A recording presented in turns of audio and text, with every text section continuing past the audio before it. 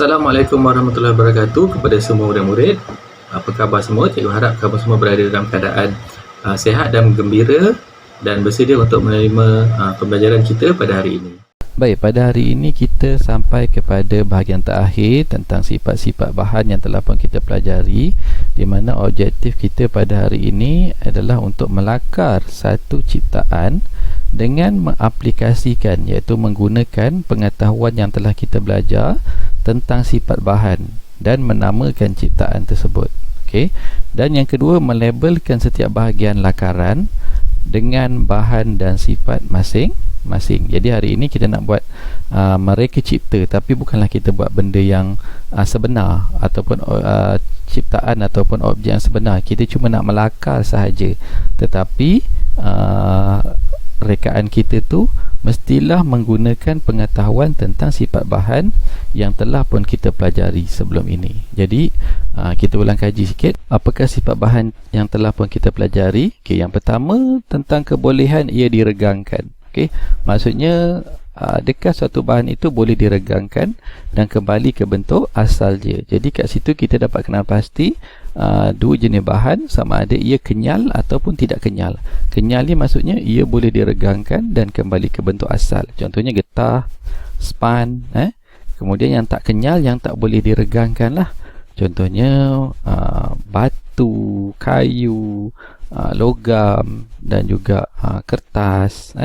Dan kertas tu kalau kita regangkan juga dia akan koyak lah. Okay. Kemudian kebolehan untuk terapung. Okay, maksudnya kita letakkan bahan tu di permukaan air, kita tengok dia tenggelam ke dia terapung. Kalau tenggelam maksudnya dia berada di bawah, di dasar lah, di dasar bekas. Kalau terapung dia berada di permukaan air. Kemudian kebolehan ditembusi cahaya. Adakah bahan tu boleh ditembusi oleh cahaya? Kalau tak boleh langsung, kita panggil dia sebagai bahan yang legap. Contohnya batu, papan, memang tak boleh ditembusi cahaya. Kemudian ada lot cahaya boleh tembusi sikit. Contohnya macam ais, kertas surih, tu cahaya boleh tembus tapi tak banyak. Dan ada satu lagi bahan kita panggil lot sinar. Semua cahaya boleh menembusinya. Contohnya cermin mata, cermin kereta, plastik sampul buku. Ini semua boleh ditembusi cahaya. Okay. Kemudian kebolehan mengalirkan elektrik. Kalau boleh alirkan elektrik, kita panggil konduktor elektrik. Kalau tak boleh alirkan elektrik, kita panggil penebat elektrik. Dan seterusnya kita ada juga melihat bahan dari segi kebolehan mengalirkan haba. Bahan tu boleh alirkan haba ke tidak? Kalau boleh alirkan haba, dia boleh pindahkan haba, kita panggil dia konduktor haba. Kalau tak boleh, dia menahan haba daripada satu kawasan kepada satu kawasan, itu kita panggil penebat haba. Dan yang terakhir, kebolehan untuk menyerap air. Okey, kalau dia boleh menyerap air, kita boleh guna dia untuk mengelap. Okey, contohnya macam tuala tu dia menyerap air lah. Kalau tak menyerap air, contohnya macam plastik, kita lap-lap guna plastik, tempat tu tetap basah juga. Jadi kat sini lebih kurang ada berapa ni?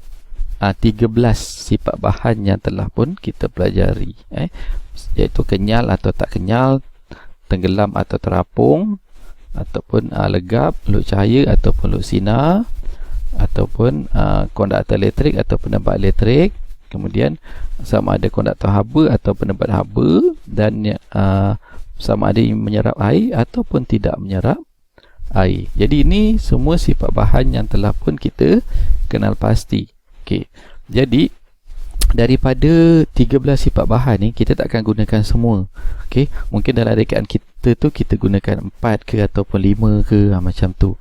Jadi cikgu tunjukkan contoh. Okey, ini lakaran yang telah pun cikgu buat. Jadi apa yang kamu perlu buat ialah lakarkan satu ciptaan objek dengan mengaplikasikan ataupun menggunakan pengetahuan tentang sifat bahan. Sekarang cikgu lakarkan dia ni. Kemudian ni lakaran dia. Okey, kemudian namakan ciptaan tersebut. Jadi cikgu namakan dia facial lah. Yang ni ramailah yang tahu sekarang kan, pelindung muka tu. Okey, untuk mengelakkan kita daripada terjangkit oleh virus COVID-19 belas. Okey, jadi cikgu dah lakar dia macam ni. Tak perlu warnakan pun, lakarkan aja dalam kertas putih, kemudian namakan dia. Tu arahan yang kedua. Kemudian labelkan setiap bahagian lakaran. Okey, jadi cikgu sekarang labelkan. Okey, bahagian ni dengan bahan dan sifat masing-masing. Jadi ni bahannya getah, sifatnya kejal. Sebab kita nak sangkutkan dia dekat belakang kepala kita kan, macam tu. Jadi dia mestilah kenyal. Jadi kalau kepala kita tu kecil, diikut saiz kepala kita. Kalau besar, dia boleh diregangkan ikut saiz kepala kita. Kemudian seterusnya kita ada span dekat bahagian dahi kita ni. Yang terkena pada dahi, kita gunakan span kat situ sebab dia kenyal. Dia boleh mengikut bentuk dahi kita.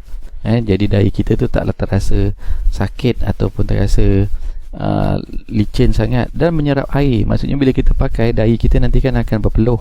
Jadi span ni membantu untuk menyerap peluh dari dahi.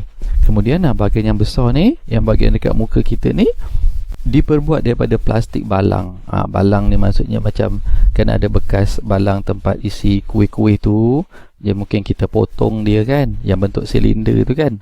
Kita beli kerepek kan, ada balang plastik tu. Jadi kita potong dia. Jadi tu dia punya bahan dia lah, plastik balang. Jadi sifat dia lot sinar. Sebab kita pakai, kita mesti nak tengok ke depan, kita nak berjalan kan. Jadi dia mesti lot sinar. Dia mesti tidaklah menghalang kita daripada melihat. Okay, kemudian dia mesti kenyal. Dia boleh dilengkungkan mengikut bentuk muka kita macam ni. Dan ia mestilah tidak menyerap air. Maksudnya kalau ada virus COVID-19, dia tak sampailah kepada muka kita. Okay, jadi ini arahan yang ketiga. Maksudnya kamu kena labelkan lakaran tersebut dengan bahan apa yang kamu gunakan dan apa sifat dia. Okay. Dan kemudian hantarkan lakaran melalui pautan yang telah pun diberikan. Okay. Jadi tak payah buat banyak lakaran, buat satu je lakaran, tapi mestilah dia berguna kepada kita. Tak kisahlah benda apa sekalipun, mestilah dia menggunakan beberapa sifat bahan yang telah pun kita pelajari. Ini contoh saja. Jadi kamu boleh buat benda lain, tempat meletak pensel ke, macam-macam lagi lah, mop lantai ke, tapi nyatakan bahan apa yang kamu gunakan dan setiap bahagian tu apa dia punya sifat bahan dia. Okey, jadi untuk itu cikgu rasa setakat ini saja. Okey, dan selamat mencuba dan selamat menghasilkan lakaran projek kamu. Jadi dengan penerangan yang telah pun cikgu sampaikan itu tadi, maka diharapkan kamu dapat menguasai objektif pembelajaran kita pada hari ini dan dapat menjawab soalan-soalan dan juga menyempurnakan latihan-latihan ataupun tugasan yang telah pun cikgu berikan. Dan untuk itu cikgu ucapkan selamat belajar, jaga diri, jaga kesihatan, patuhi SOP pada setiap masa. Semoga kita akan berjumpa lagi pada sesi PDPR di masa yang akan datang. Assalamualaikum warahmatullahi wabarakatuh dan bye-bye.